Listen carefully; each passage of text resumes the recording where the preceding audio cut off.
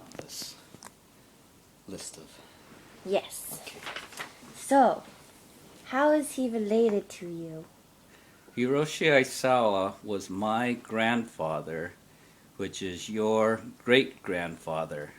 He is known as in Japanese as Issei. He's the first generation, in other words, the first immigrant to the United States. And Hannah, you being the fourth generation, is Yonsei, and I am third generation, which is Sansei, and then my father, second generation, that's Grandpa Shiro to you, is Nisei. So, how old was he when he came to the U.S.? I don't really know exactly, but based upon the records, I believe he was about 23 years old when he came over. And do you know what year he came to the U.S.? And that was 1907.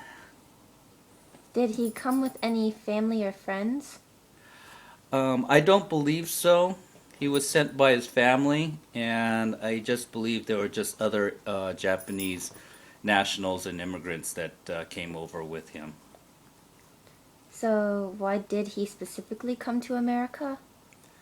Um, that's an interesting story because the story has it that his father's brother had a family debt to pay off, and in Japanese society, there the first son of every family has responsibility, is the next in line.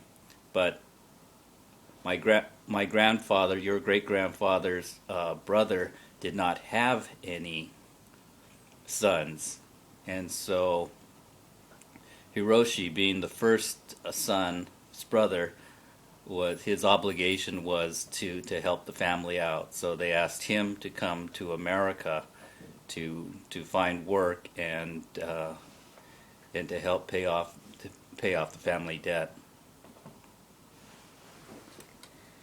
So, do you possibly know if there were any hopes or fears that he had when coming to the U.S.? That I just can assume, like any immigrant or anybody going to a new land or a new place is I think you have a lot of anxiety because although America was viewed as the land of opportunity, it's still a strange country with a different language and a completely different culture. Japan was before, I guess, 19th century. There was very agriculture, and then it's just emerging onto the industrial scene. So again, it's just a completely different culture that he's coming to. So you can just imagine anybody being a little bit nervous and apprehensive of a new life. And what city did he land in? According to the ship's manifest, he came into the port of Seattle, Washington, and I believe his sponsor was actually in Santa Rosa, California, but he originally touched the U.S. mainland through the port of Seattle. So, do you know where he ended up living for the rest of his life? Like the city or the state?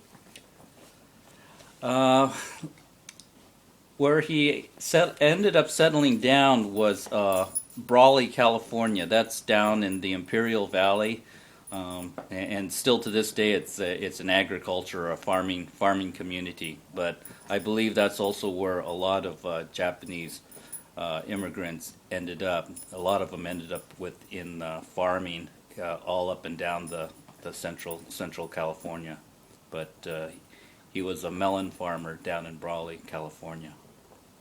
And did he ever receive any education in the United States? I don't believe so. I really don't know how he picked up English. Maybe through the Buddhist church or Japanese American societies, their community.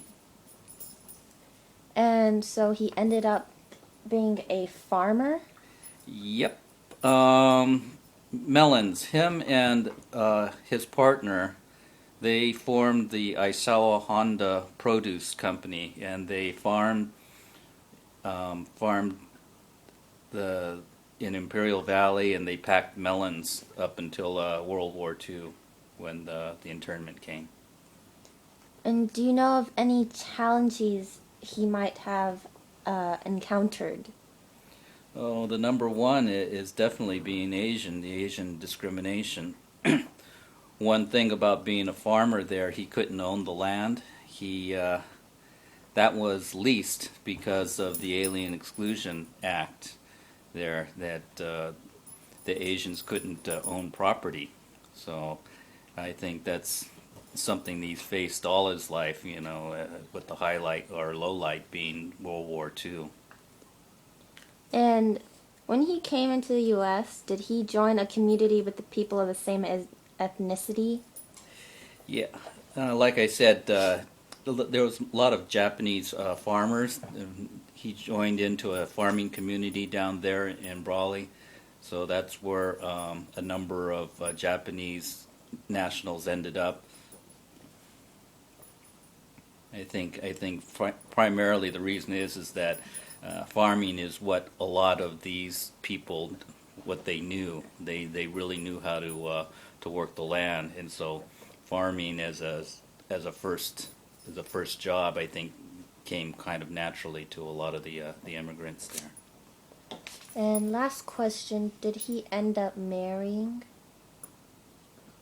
Yes, I think it was an arranged marriage, to tell you the truth, because the way they have it there, according to our family tree, his wife Mitsu was from the same community back in Japan, Fukushima Prefecture, and then I believe she came over actually maybe 10 years after he immigrated. And in fact, on the Mitsu's Endo side, Grandpa Hiroshi's wife's side, they continued to live on the family property to this day.